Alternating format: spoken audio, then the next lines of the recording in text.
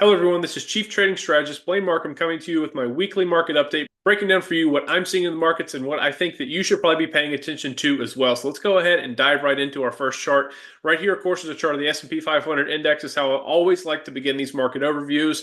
And you can see here we've actually had some very notable developments this week. I'm sure you all have seen, of course, the news related to the developments that happened over the past weekend with war breaking out in Iran. Obviously, that has had major ripple effects across the globe, certainly in financial markets. You see energy prices beginning to soar higher. And interestingly enough, you're not seeing investors quite yet flee to the safe haven trades. You think gold, think treasuries, think utilities, things like that.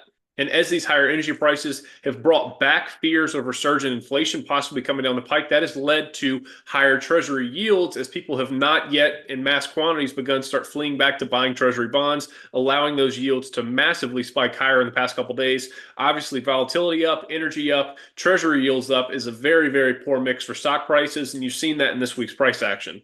Now, historically speaking, and over the long run, typically when you have these geopolitical flare-ups, oftentimes patience is often the best option. As the old adage on Wall Street is typically when missiles begin to fly, that's the time to buy. So historically, that has been solid advice. Of course, there's always the possibility this time could be different, but at least here in the short term, it's having a significant effect on the price action across stocks, certainly at the index level too as well. And that's what's led to some of the really deeply negative sessions we've seen thus far this week. That's a very clear sign of a bearish decline. That's a very clear sign of a bearish decline. So just taking a little bit deeper look at the charts here, we can see again, still continuing this shorter term series of lower lows and lower highs. You can see really ever since the market kind of topped out right here, making this last all-time high intraday in the back half of January, really ever since then, we've been making this kind of slow drift lower. You can see the downside here. And we were beginning to point this out as we were talking about as the S&P started to have some trouble to regain and hold its footing above the 50-day moving average. That's our red line on our chart right here. So you can see we've started to really break down below this 50-day moving average. We really have struggled to even come close to trading near it here this week. And it's that 50-day moving average and the level of 6,900 on the charts that is serving as a very significant level of overhead resistance above the index right now. Now, this week, we've also had some very significant price action to the downside, not only just making those new short-term lower lows, but also seeing that the index has actually broken through this very significant floor of support of 6,800 here on the charts. You see we've actually done it twice, once during the Tuesday session and also here during the Thursday session as well. This had been a really solid floor of support below the market dating back to, roughly midway through December. This level, we had closed below this level once or twice, just gradually, and then immediately jumped right back up above it. But seeing just this week here alone, having 2 days where we've taken two pretty deep intraday swings down below this level, albeit we have closed above the level of 6,800. You can see the market was able to scratch and claw its way back above 6,800 to close here on Tuesday's session. Not sure exactly what that's setting up for a Friday session heading into the weekend with so much uncertainty.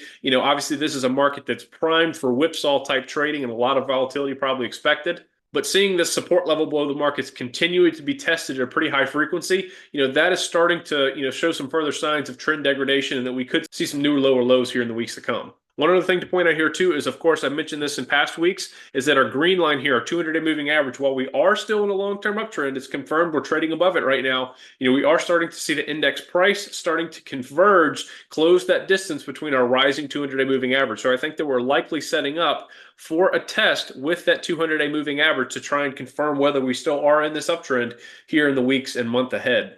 Final thing to note here on this chart, this is just the simple MACD chart down here. You can see that momentum has clearly turned negative. It's been trending down ever since we made those recent all-time highs dating back to January, but it really has actually turned negative here just in the past couple of weeks. As you can see, our MACD line has actually fallen below the zero line.